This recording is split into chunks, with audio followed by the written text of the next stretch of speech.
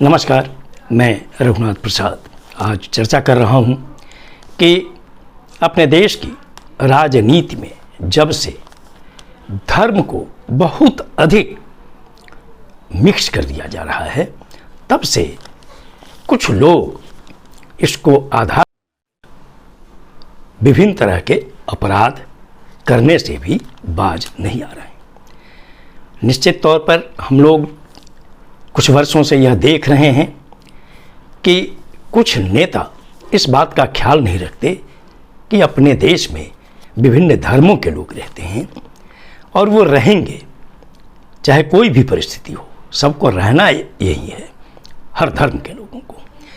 लेकिन जो भाषण होते हैं, लोग वोट के लिए इस हद तक जा रहे हैं कि ये नहीं सोचते कि इन भाषणों का क्या असर हो रहा है और समाज में कितनी दूरियां बढ़ रही हैं। यही कारण था कि यहाँ पर विभिन्न तरह के मामले को लेकर मॉब लिंचिंग हुई, उनमें भी हत्याएं हुई। विभिन्न जगहों पर छोटी छोटी बातों को लेकर सांप्रदायिक तनाव बढ़ाने का काम किया जाता है और उसमें जो हमारी युवा पीढ़ी है वो आगे आती है और विभिन्न केसों में, मुकदमों में फंस जाती है। और उसमें मैं यह देखता हूँ कि खासकर वो जो युवा वर्ग है वो उन वर्गों से आते हैं जो इस समाज का सामाजिक न्याय का हिस्सा है। वो ये नहीं देखता कि इससे उनका करियर बर्बाद हो रहा है और इस देश का भविष्य खराब हो रहा है। अभी इसका एक ज्वलंत उदाहरण उत्तर प्रदेश में मिला।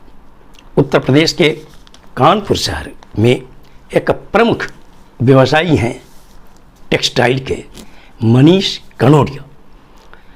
उनका एक 16 वर्षीय पुत्र जो 10th में पढ़ता था, कुशाग्र कनोडिया, उसे एक महिला शिक्षिका ट्यूशन पढ़ाया करती थी और कुशाग्र इस ट्यूशन के अतिरिक्त कोचिंग में भी पढ़ने के लिए जाया करता था।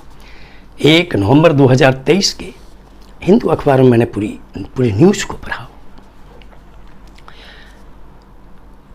रचिता जो ट्यूटर थी, उनका बॉयफ्रेंड प्रभात शुक्ला और उनका एक फ्रेंड आर्यन, इन तीनों ने मिलकर एक साजिश रची और साजिश रचकर इन लोगों ने उस बच्चे की रेकी की जब वो ट्यूशन जाया करते थे। और 3 दिन की रेकी के बाद इन लोगों ने उस बच्चे को लिफ्ट देकर अपहरण कर लिया और अपहरण कर जहाँ रखा इन्होंने, वहाँ पर कोल्ड ड्रिंक में कुछ ऐसी चीज़ मिला दी जिससे वो बेहोश हो गया। और इन दरिंदों ने, इन्हें दरिंदा कहना चाहिए, हैवान कहना चाहिए, इन लोगों ने उस बच्चे की निर्मम हत्या कर दी। और इस हत्या को मोड़ने का उस उन लोगों ने जो प्लान किया, ये बहुत सोचने की बात है, ये बहुत खतरनाक है इस देश के लिए। इन लोगों ने उस बच्चे की मृत्यु के बाद सोचा कि 30 लाख रुपए की फिरौती मांगी जाए। उन्होंने एक पत्र बनाया और उसमें उस पिता को जो भेजा, उसमें दिशा को बदलने के लिए अल्लाह हू अकबर लिखा ताकि ये एंगल कॉमनल हो जाए। निश्चित तौर पर इससे सांप्रदायिक सद्भाव भी बिगड़ सकता था, झंझट भी हो सकता था समाज में। लेकिन मैं संबंधित थाने की पुलिस को धन्यवाद देना चाहूँगा कि उन लोगों ने बड़ी बारीकी से जांच की और शायद जो और भी मैंने देखा कि अल्लाह हो अकबर का वास्तव में अल्लाह हो अकबर होता है। और उन लोगों ने इस एंगल से जांच की और जांच करने के बाद उन्होंने अपने जांच की दिशा बदल ली और अपराधियों को उन्होंने डिटेक्ट कर लिया। अगर पुलिस इस मामले में सफल नहीं होती तो समाज में सांप्रदायिक सद्भाव बिगड़ सकता था, जो समाज, राज्य और देश के लिए हितकारी नहीं होता।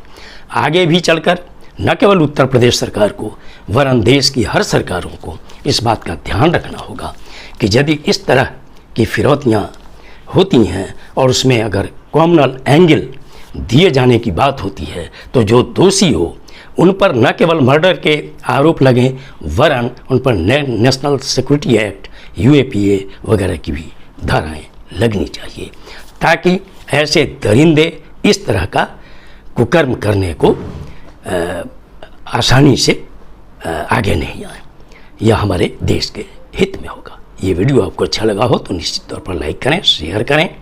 अब तक मेरे चैनल को आपने सब्सक्राइब नहीं किया तो सब्सक्राइब करें, बेल आइकन को बस टच करें ताकि मेरे हर आने वाले वीडियो का नोटिफिकेशन आपको तुरंत मिल जाए। आप सभी लोगों के लिए शुभकामनाएं। धन्यवाद। जय हिंद।